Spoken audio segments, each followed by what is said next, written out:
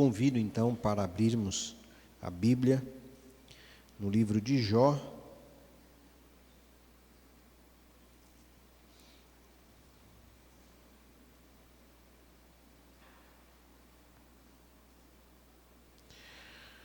Capítulo de número 2.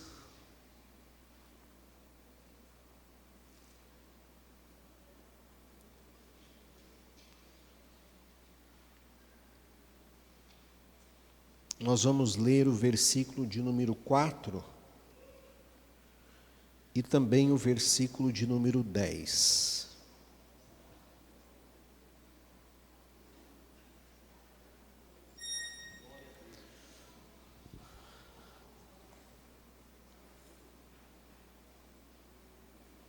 Podemos ler, irmãos? Amém?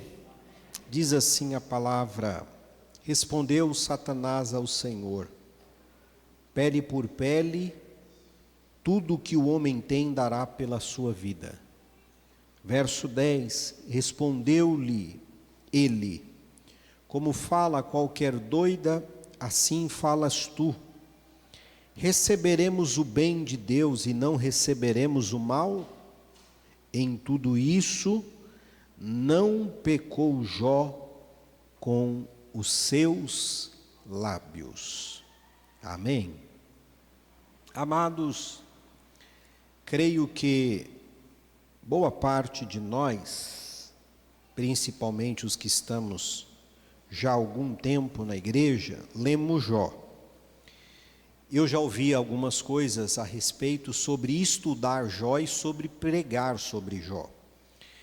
E uma delas é melhor não ler, melhor não estudar e melhor não pregar, né? Porque vai que Deus queira fazer com a gente o que ele fez com Jó. Aí a pergunta é: quem estaria preparado, né, para tanto? Mas o fato de você ler e estudar não vai mudar os decretos de Deus, né? O que Deus estabelece, Ele não pede conselho a ninguém, Ele não precisa consultar a ninguém, e nem tampouco da autorização de ninguém para fazer o que ele tem para fazer. A grande beleza da Bíblia é que tanto o apóstolo Paulo, o apóstolo Pedro, ele diz que toda a escritura ela é proveitosa para mim e para você. Então aproveito na história de Jó.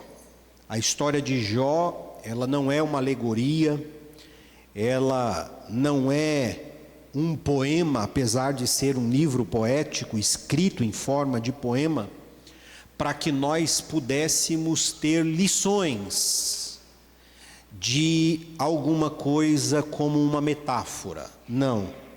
A história de Jó, ela é um fato. Ela é uma história com H maiúsculo. Ela aconteceu.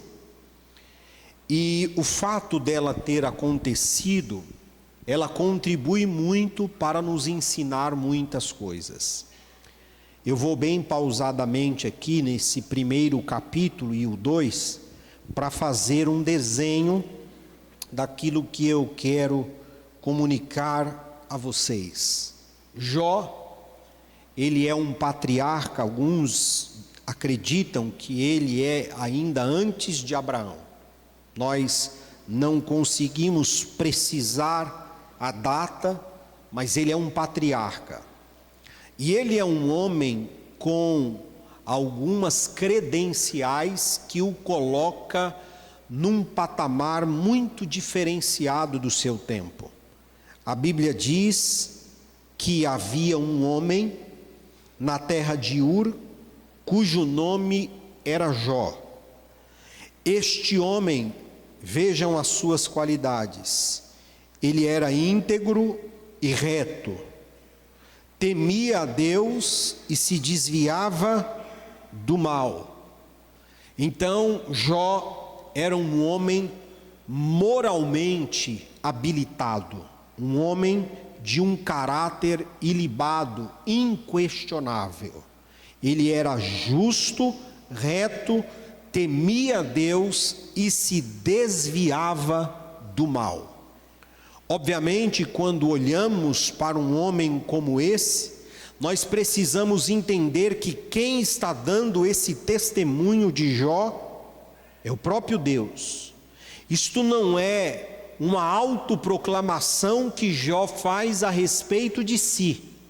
Esse é o testemunho do céu a respeito de Jó. E aí a gente pode fazer a primeira pergunta sobre nós: qual é o testemunho que o céu dá ao nosso respeito?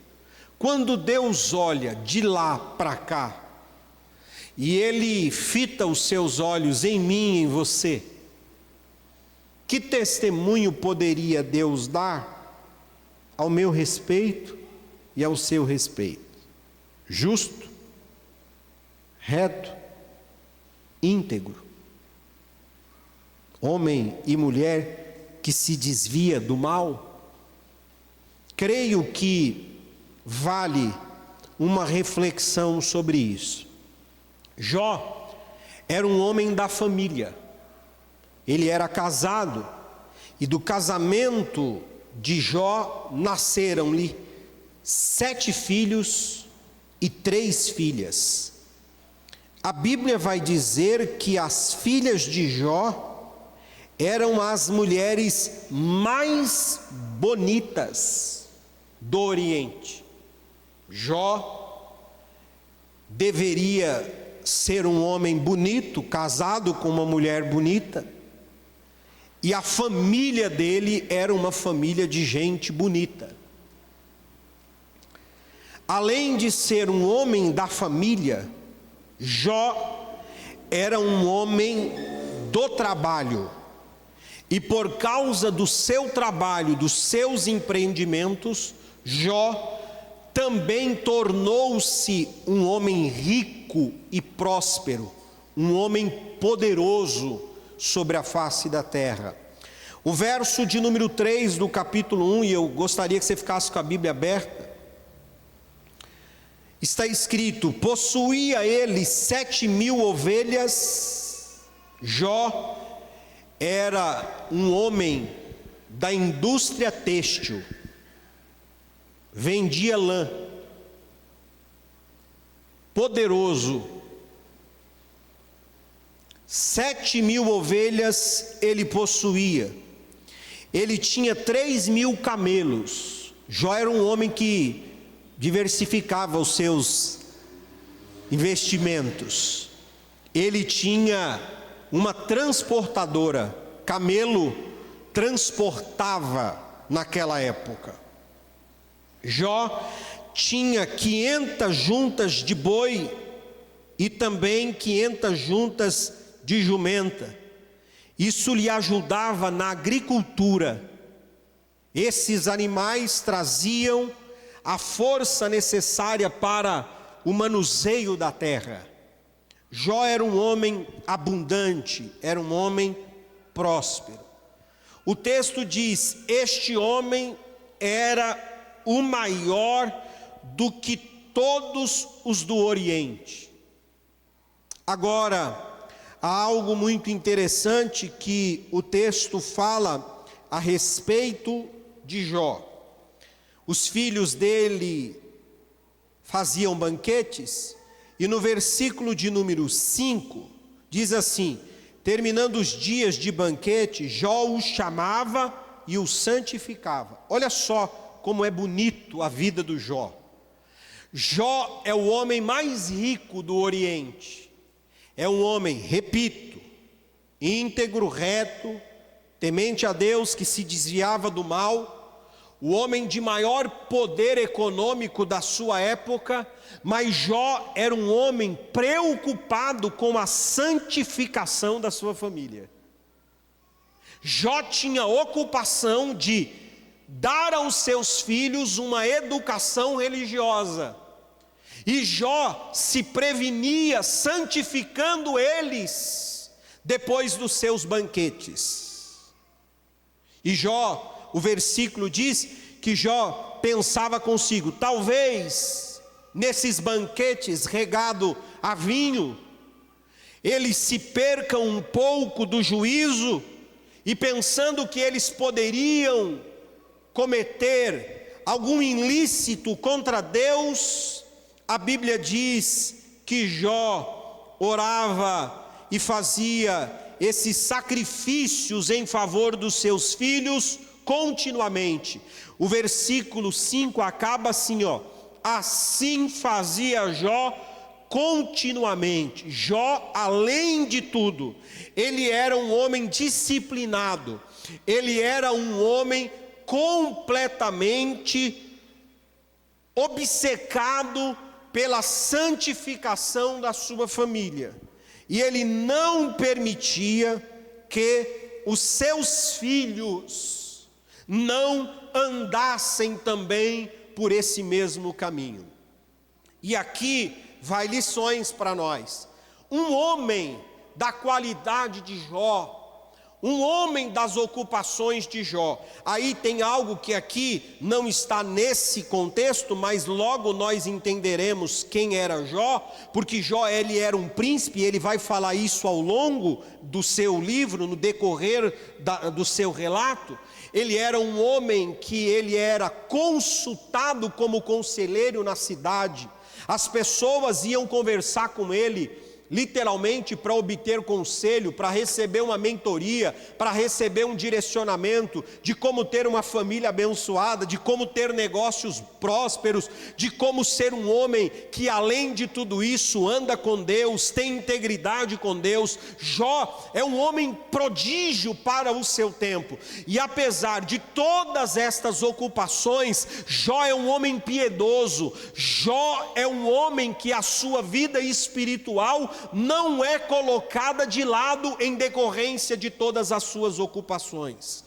É por isso que eu quero contestar a mentalidade que vai se criando nos nossos dias, de pessoas que se justificam dizendo que não podem ser melhor cristão, que não leem, que não oram, que não buscam a Deus em decorrência das suas atividades. Eu pergunto a você, um homem que ele possui 7.000 ovelhas, um homem que possui 3.000 camelos, que tem junta de boi, junta de jumento, será que um homem da qualidade de Jó era um homem que tinha uma agenda assim muito frouxa, que não tinha nada para fazer, ou ele estabelecia uma prioridade, porque ele sabia que sem Deus ele não poderia permanecer de pé?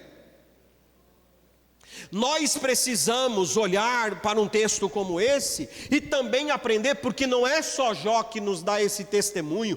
A Bíblia diz que Abraão era um homem riquíssimo. Como nós gostaríamos de ter esse superlativo na nossa vida? Abraão era um homem riquíssimo, só que Abraão era um homem construtor de altar. A vida de Abraão não é marcada pela sua riqueza, a vida de Abraão é marcada pelos seus altares. O escritor aos Hebreus diz que Abraão era um homem rico, não obstante a isso, morava em tendas. Ele optou. Abraão poderia, já naquela época havia construções, ele poderia ter uma bela casa, um bom empreendimento, mas ele preferiu morar em tendas. E não só o fato de morar em tendas, mas ser um construtor de altar. Para Abraão era melhor construir um altar para Deus do que ter um palácio para cuidar. Era melhor ter um altar do que ter uma mansão para ele se preocupar. Esses homens estão nos ensinando a lidar com aquilo que Deus nos dá. Nós precisamos ser bons mordomos daquilo que Deus nos confia. Se Deus tem lhe dado alguma coisa, e eu pergunto, quantos têm recebido de Deus a oportunidade do trabalho, do estudo, do empreender? Quantos de nós? Todos, né? Se nós temos recebido disso, nós precisamos ser bons mordomos. Nós não podemos negligenciar a bênção de Deus sobre a nossa vida. Jó é um homem que sabe lidar bem com tudo isso. Agora eu chamo a sua atenção para o versículo de número 6. Certo dia, os filhos de Deus vieram apresentar-se perante o Senhor, e veio também Satanás entre eles. Ensino: o mundo espiritual é real, você acreditando ou não. O diabo existe, você acreditando ou não, vendo-o ou não, o diabo existe. E eu tenho por mim que nenhum de nós nunca viu o diabo, nós só conhecemos a sua astúcia. Até porque para nós o diabo é caracterizado como um bicho muito feio. Eu não acredito que lá no céu vai entrar um bicho feio. Presta atenção, ele foi expulso do céu como anjo de luz. A pergunta é, ele foi transformado num bicho, num bode feio, igual o povo pinta ele por aí com caveira? Não, não foi. Isso é um folclore que os crentes acreditam. De vez em quando, aí passa o povo, né, tem uma mente muito férrea. Eles pegam uns desenhos de uns bodes com caveira, tal, aí é o demônio que anda de 4 patas. Ô irmão, isso não está na palavra do Senhor, não. Isso é só uma ilusão, é só uma fantasia. O diabo é um ser criado por Deus, que foi expulso do céu, mas com altíssima capacidade, inteligência, perseverança, estratégia, astúcia. E a astúcia dele é tão grande que ele ousa entrar na presença de Deus. Se ele ousa entrar na presença de Deus, você acha que ele não ousa entrar na nossa vida?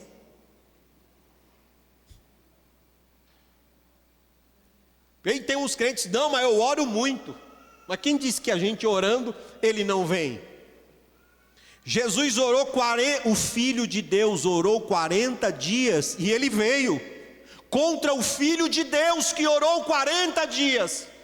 Ele nem sequer precisava orar. Mas ele foi atacado. E eu quero dizer a você, o mundo espiritual é real. O mundo espiritual influencia as nossas vidas. Nós estamos em uma profunda guerra espiritual. Eu disse a vocês aqui no domingo, eu tenho plena consciência de que o diabo já se apresentou diante de Deus esse ano, pedindo para dar uma bagunçada na nossa vida, para mandar um redemoinho na nossa vida e fazer uma profunda devassa na nossa vida. Ou você pensa que ele vai a Deus fazer o quê? Contra os filhos de Deus? Apontar as nossas qualidades? Não, ele vai nos acusar. Ele vai criar mecanismos de sabotar a nossa vida. E ele foi até a presença do Senhor para se apresentar diante do Senhor. Aí o verso de número 7 diz que, ao entrar na presença de Deus, o Senhor estabelece um diálogo com Satanás. E o Senhor disse assim: de onde você vem? Satanás responde: de rodear a terra e passar por ela. Veja, o que eu falei domingo eu vou repetir aqui. O diabo não foi ao céu procurar o Jó. Tinha muitos outros servos lá. Mas, ao chegar lá, Deus aponta Jó para Satanás. Já que você veio de lá, você viu o meu servo Jó. Esse pronome é uma das coisas mais preciosas que alguém pode carregar. Na Bíblia, há um servo sofredor chamado Jesus. Aqui, há um homem que Deus está dizendo: você viu o meu servo Jó. O que é um servo? É aquele que faz a vontade do seu Senhor. Jó tem o respaldo dos céus. Deus olha para Jó e diz: está vendo aquele homem? É mordomo meu, hein? Faz o que eu mando, procura a minha vontade, tem uma identidade, tem uma missão, tem a minha presença. Observou ele? Que testemunho maravilhoso Jó pode nos dar. Mas, na sequência, a astúcia de Satanás se manifesta. Porque Deus diz assim: não há ninguém na terra, preste atenção, não há ninguém na terra, não há ninguém na terra semelhante a ele. Quando você lê os livros de Ezequiel, Deus diz que se 3 homens estivessem diante dele intercedendo pela nação, não haveria livramento. Entre esses homens está Jó. Jó é um homem que tem o olhar de Deus, que tem a aprovação de Deus. E Deus diz: esse homem, que não há ninguém semelhante a ele, homem íntegro, reto, que teme a Deus e que se desvia do mal. Verso 9: respondeu Satanás ao Senhor: teme Jó a Deus em vão? Olha como Satanás é astuto. Olha a provocação que ele faz. Por acaso o Senhor acha que Jó está te servindo assim? Por quê? O Senhor encheu ele de bens, o Senhor fartou a vida dele, ele é empreendedor, ele é um homem rico, ele é um homem abastado. Toca nele, toca em tudo isso que ele tem. E o Senhor vai ver o que acontece com ele. Olha o versículo de número 10. Acaso não tens protegido de todos os lados a ele, a sua casa e a tudo que tem? O que Satanás está pedindo permissão aqui, ó, eu não quero só o dinheiro dele não. Eu quero a casa, e eu quero os filhos, e eu quero tudo que ele tem. O diabo vai soprar um vento que vai atingir a casa de Jó, e o próprio Jó diz que veio um vento e atingiu os 4 cantos da sua casa, e esses 4 cantos são os 4 pilares da vida de Jó: a família, as suas economias, os seus filhos e a sua vida espiritual.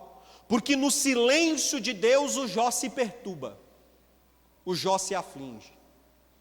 E Satanás impiedosamente lança esse insulto contra Deus, dizendo: o que o Senhor tem com Jó não é uma relação de fidelidade, ele tem uma relação de barganha com o Senhor.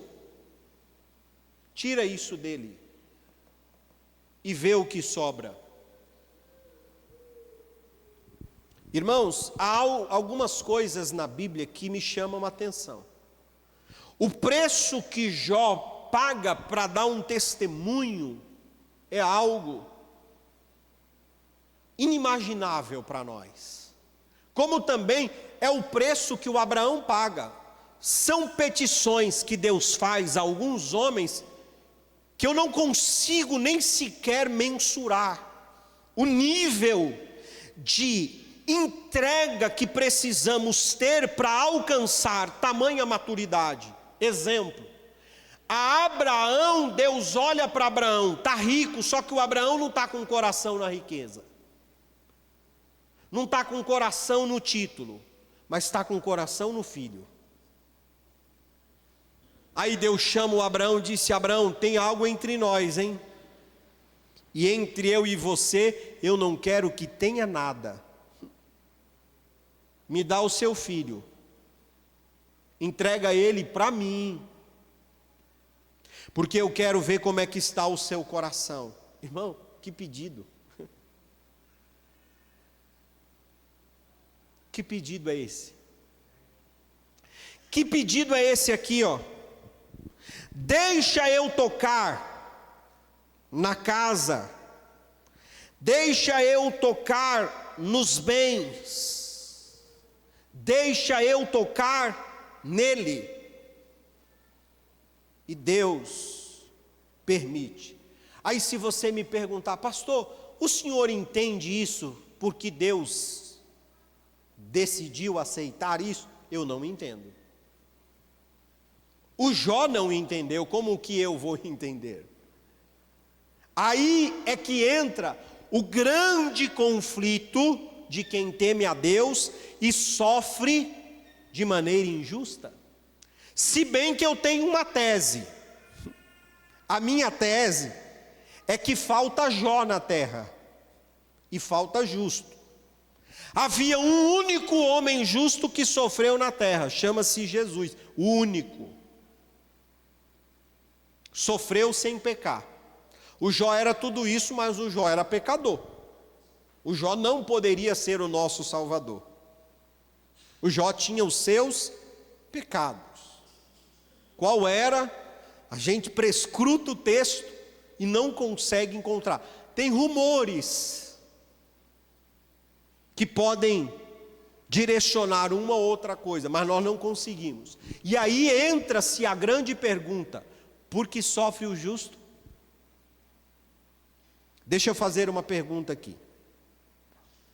Quantas pessoas estão na igreja, temem a Deus, servem a Deus, não são perfeitos porque ninguém o é, mas servem a Deus com sinceridade, com integridade, com temor, e se veem, de repente, em uma situação assoladora. Até hoje, agora mesmo, virando o ano, eu não passei com a minha mana, e ela me ligou no dia 1º, e eu fui desejar a ela feliz ano novo, uma nova temporada para ela, e ela começou a chorar, e obviamente ela está chorando porque essa é uma época que machuca muito o coração dela. Há 2 anos atrás nós perdemos o meu cunhado, com 52 anos de idade, presbítero da igreja, homem de uma mulher só, pai de 2 filhos, advogado, coerente, pagador das suas obrigações, um homem de honra. Só que ele foi retirado de nós, inesperadamente. Eu estava aqui, o irmão Isaías estava, o Carlos estava, e eu recebi a notícia aqui. Fui ali, fiquei de joelho ali, tentando administrar a notícia e conciliar, porque esse vento está vindo sobre a minha família. E se você me perguntar, pastor, você tem uma resposta depois de 2 anos? Nenhuma. Nenhuma. E eu sei que você pode falar comigo sobre isso. Quantos vales você enfrentou na sua vida? Quantos vales você vem enfrentando na sua vida? O justo sendo completamente massacrado pelas circunstâncias da vida. Isto é o maior dilema da vida cristã. Como conciliar a nossa fidelidade a Deus quando nós somos assolados por Deus, afligidos por Deus? Como é que a gente lida com isso? Só há uma maneira de lidar com isso, olhando para Jesus, porque ninguém foi justo como Ele. Mas a Bíblia diz, preste a atenção na expressão do profeta Isaías: foi do agrado de Deus, foi do agrado do Pai, moê-lo. Moê-lo. Já moeu uma cana? Coloca lá para tirar a garapa? Coloca ela bonitinha, como ela sai do outro lado. Só o bagaço, né? Aí volta, porque diz que o segundo é que tira mesmo a garapa boa, a segunda e a terceira moída. A gente olha para Jesus, Jesus está na cruz do Calvário, o único Filho de Deus, perfeito, santo, justo, sem nenhum pecado, e a Bíblia diz que foi do agrado de Deus moê-lo. Agora tem um detalhe: se Deus moeu a Jesus, sendo Ele o único perfeito sobre a face da terra, a Bíblia diz que Ele não abriu a sua boca.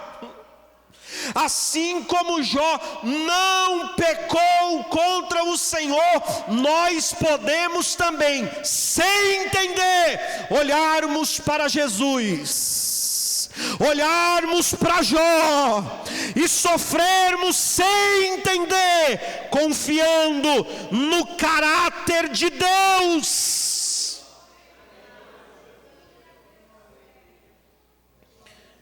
Bendito seja Jesus, aleluia, aleluia. Eu passei um vale um tempo na minha vida, já comentei isso com muitos irmãos, e as pessoas chegavam e falavam para mim: pastor, eu não entendo, minha família, minha esposa, a minha esposa então só faltou colapsar, eu só vejo você de joelho.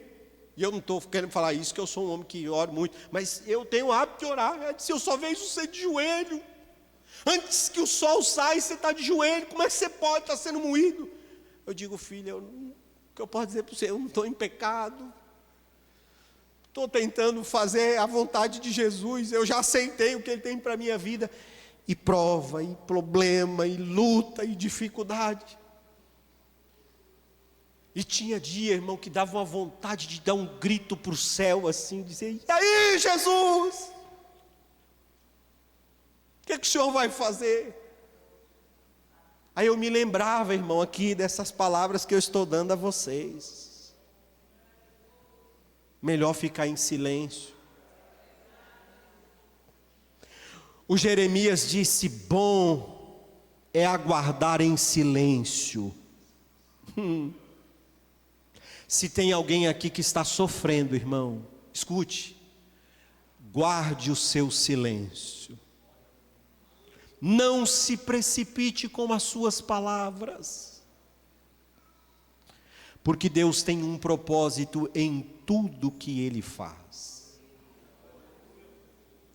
Eu vou bem avançar com vocês aqui, porque o texto logo na sequência diz assim, verso 11, Satanás faz a sugestão: mas estende a tua mão e toca-lhe em tudo o que tem, e certamente blasfemará de ti na tua face. Disse o Senhor a Satanás: muito bem, tudo o que ele tem, preste atenção, irmãos, nesse versículo.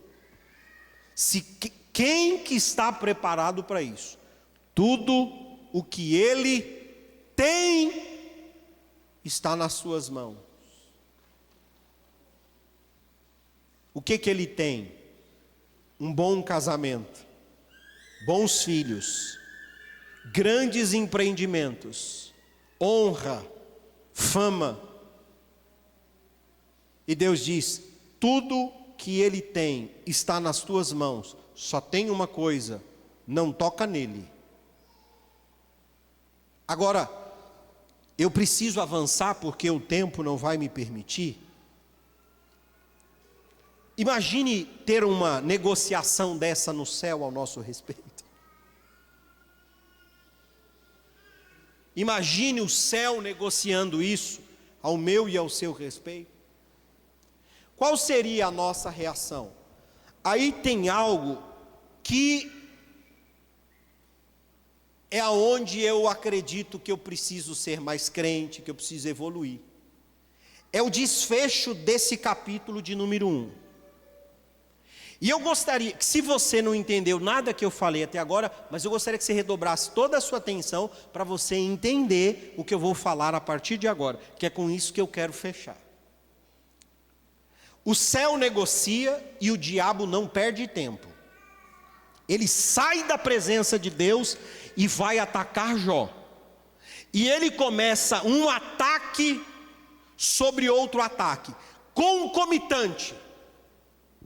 Ele ataca as ovelhas, ele ataca o gado, ele ataca a casa dos filhos.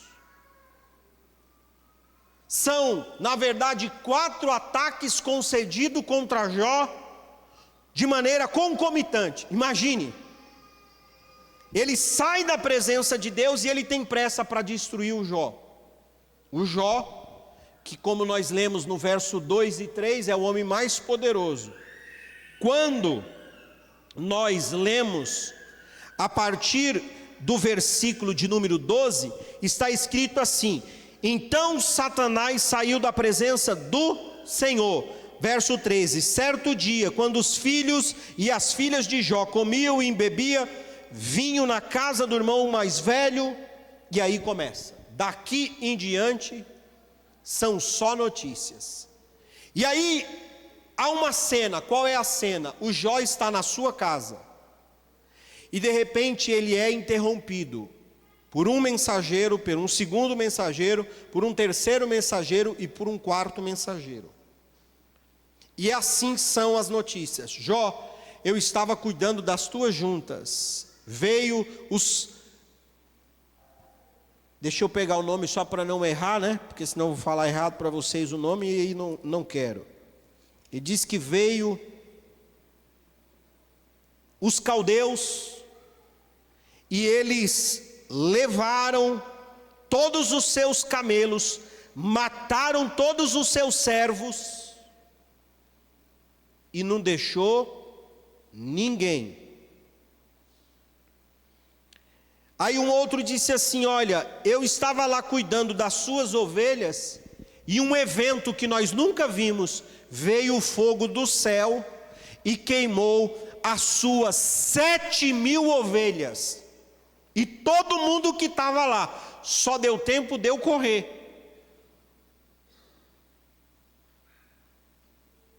Quando esse falava, vem um outro, interrompe e diz: olha, eu estava lá de novo, e veio mais notícia ruim, porque um bando agora dos sabeus tomaram a espada, tudo que você possuía, os seus bois, os seus gados, levaram todos, mataram os seus funcionários, e só sobrou eu. Quando esse ainda falava, entra mais um e disse: Jó. E o Jó assim, de pé, ouvindo a notícia, processando as informações.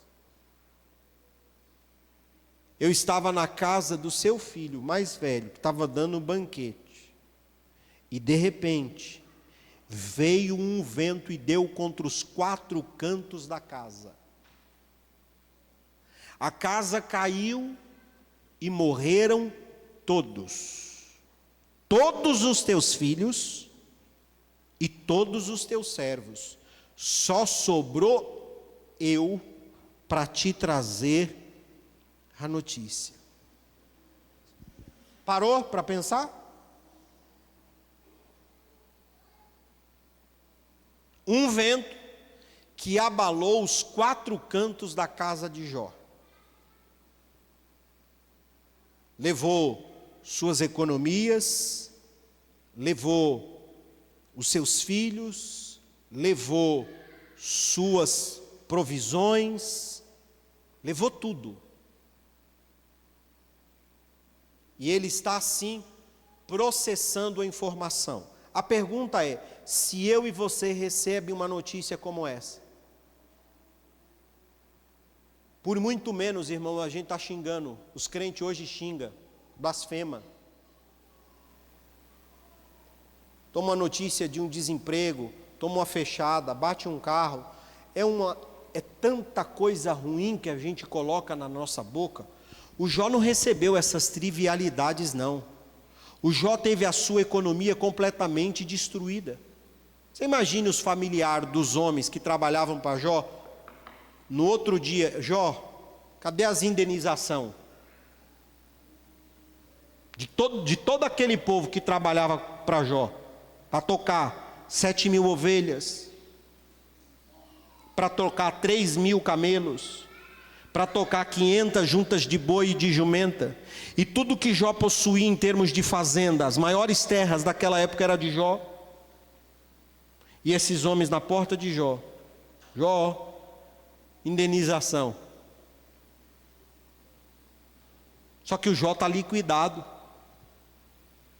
O Jó não tem nada, naquela época não tinha Bitcoin, dólar para ele poder proteger o capital dele. Ele está liquidado. Mas mais do que isso, o Jó perdeu aquilo que é mais importante na vida. Ele perdeu vidas. A vida dos seus funcionários e a vida dos seus filhos. Agora, prepare-se para viver essa cena com Jó. Entra nessa sala onde Jó está e preste atenção. Então, no versículo 20 está escrito assim, ó. Então Jó se levantou. Jó está sentado ouvindo as notícias. O homem acaba de falar com ele, os homens acabam de falar, então Jó se levanta.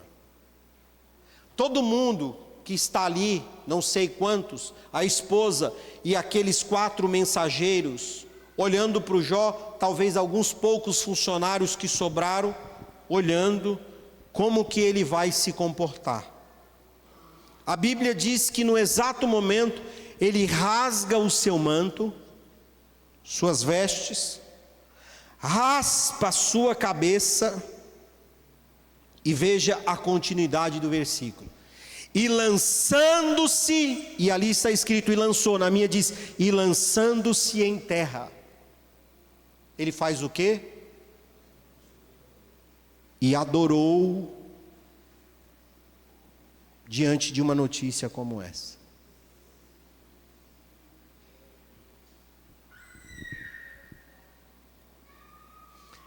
O verso 21 vai explicar por que Jó tem esse comportamento. Olha o entendimento de Jó. E é com isso que eu quero que você saia daqui pensando muito. Jó disse assim, e disse: nu eu saí do ventre de minha mãe, e nu eu tornarei para lá. Preste atenção. O Senhor deu, e o Senhor tomou. Bendito seja o nome do Senhor. Vou explicar para você, vou traduzir. Sabe o que Jó está dizendo?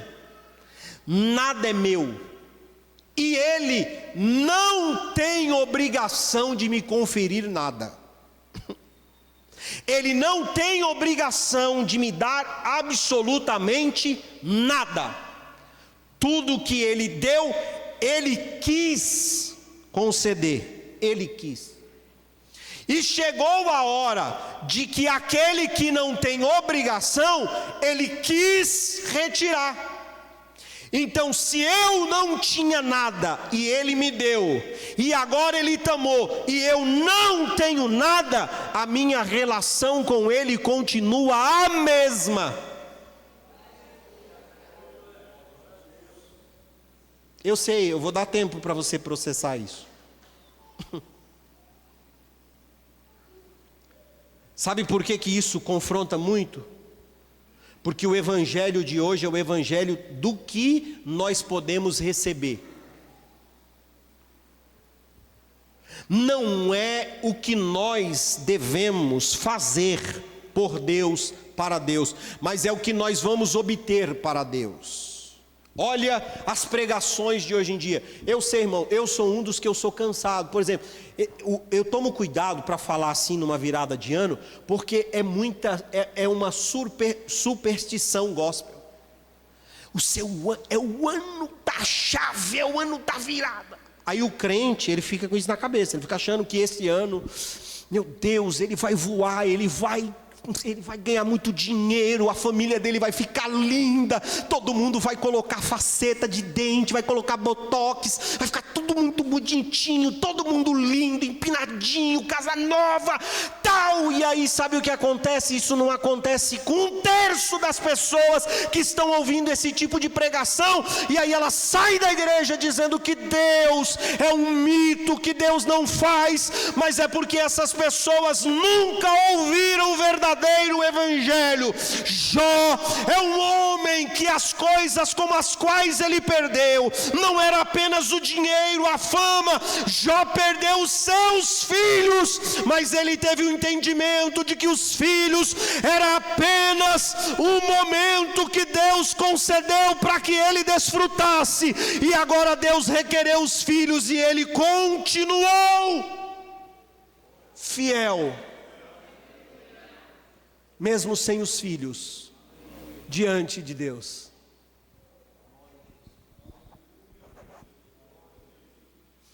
Deixa eu dizer algo para você. Deus é maior do que o seu casamento. Deus é maior do que os seus filhos. Deus é maior do que as suas economias. Deus é maior do que a sua empresa. Deus é maior do que o seu emprego. Deus é maior do que sua casa. Deus é maior do que seu carro. Deus é maior do que os seus sonhos.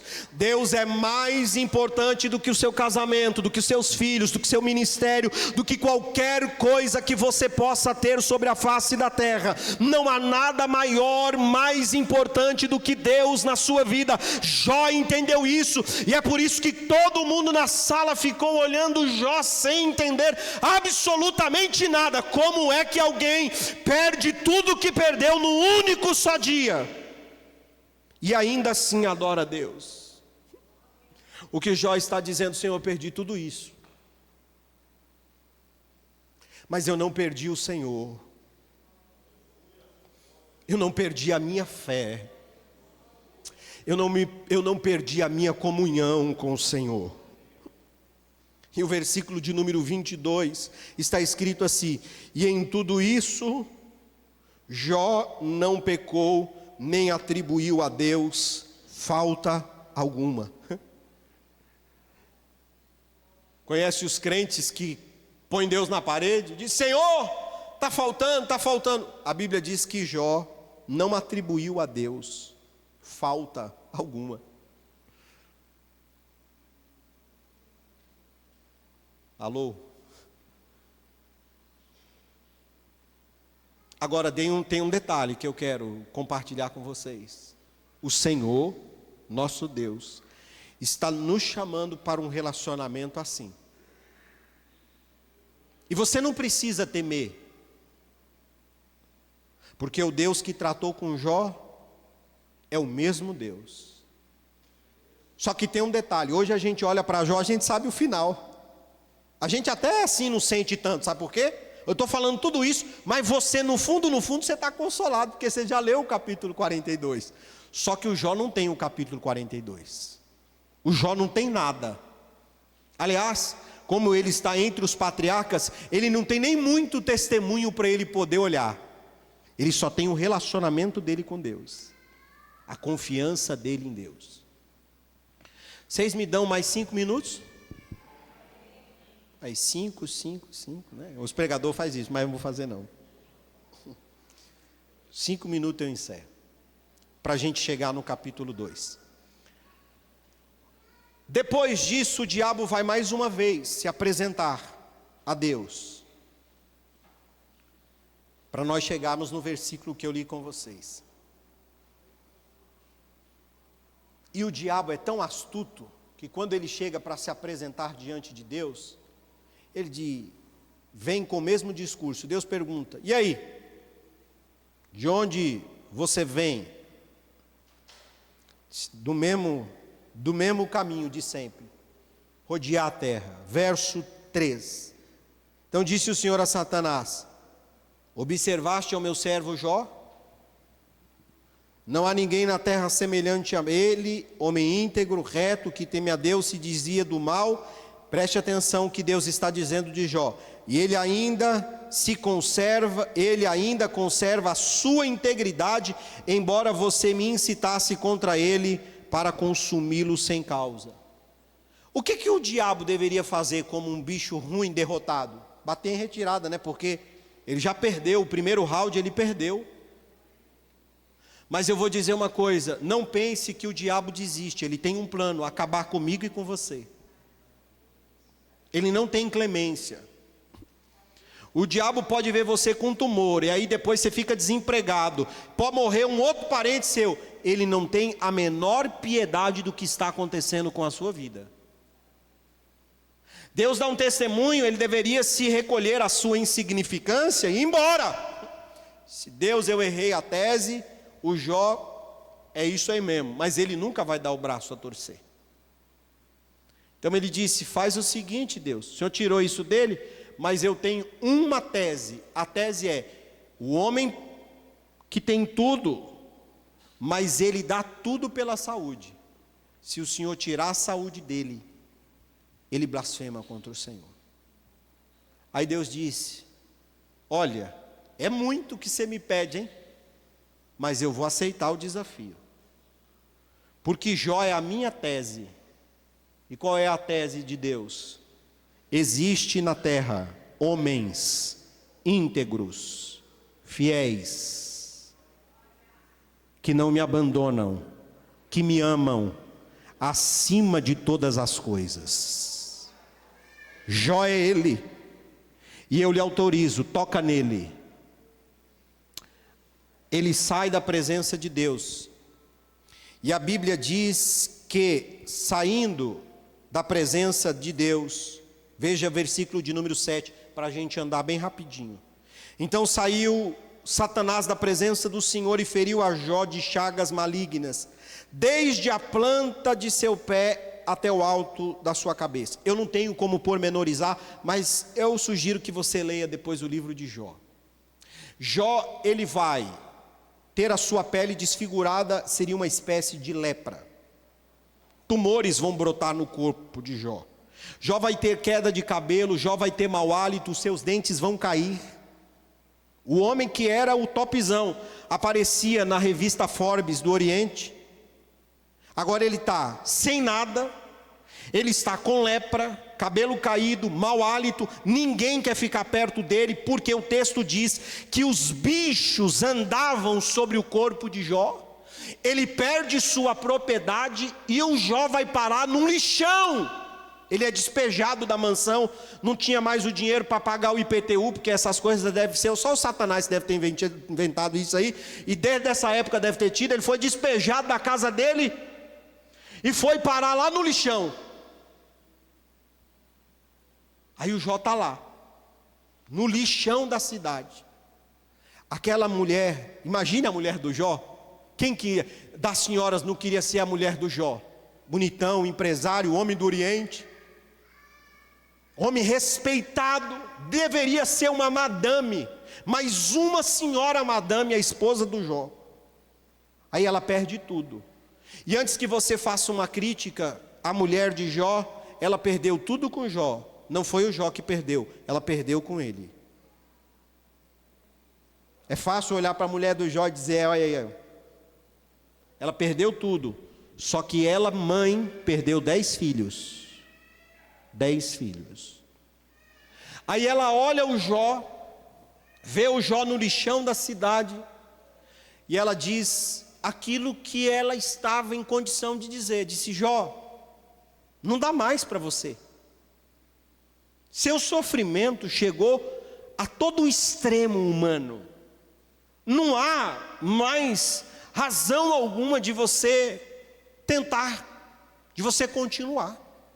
Faz o seguinte, Jó, amaldiçoa a Deus e morre.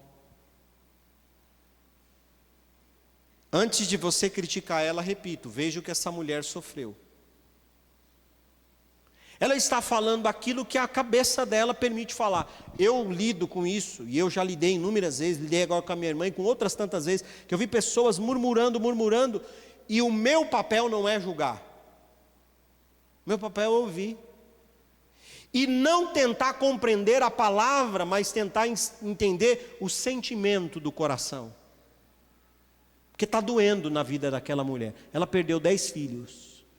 Ela está enlutada. O homem que ela ama, o homem respeitado, está no lixão da cidade, coçando o corpo com cacos de telha e os bichos, as chagas andando sobre o seu corpo.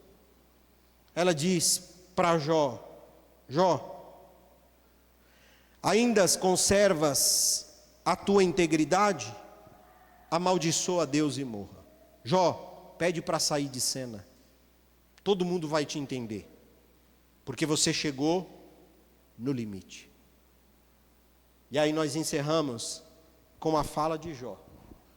Jó se levanta e ele diz: nu saí do ventre da minha mãe, e nu tornarei para lá. Não, perdão, irmãos. Jó diz, é o verso 10. Como fala qualquer doida, assim falas tu. Veja o que Jó está dizendo.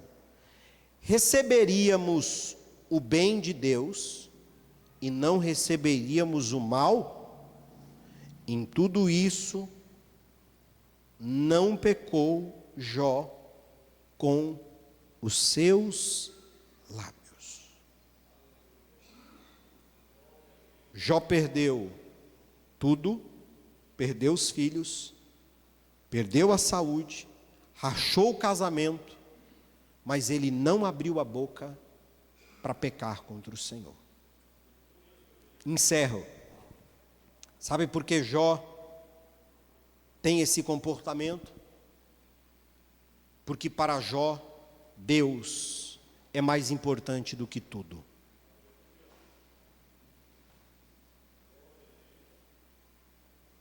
Eu quero tanto aprender, irmão, a desenvolver isso na minha vida. Será que Deus é tudo para mim e para você? Será que se nos faltar emprego, será que nos faltar o pão, a dignidade, a honra? Será que se faltar estas coisas na nossa vida, nós nos manteremos assim diante de Deus? Só que eu vou dizer, Deus espera isso de mim e de você. Jesus disse: se alguém tentar ganhar a sua vida, perdê-la. Mas se alguém perder a sua vida por amor a mim, ganhá-la. Jesus, irmãos, é a fonte de todas as coisas.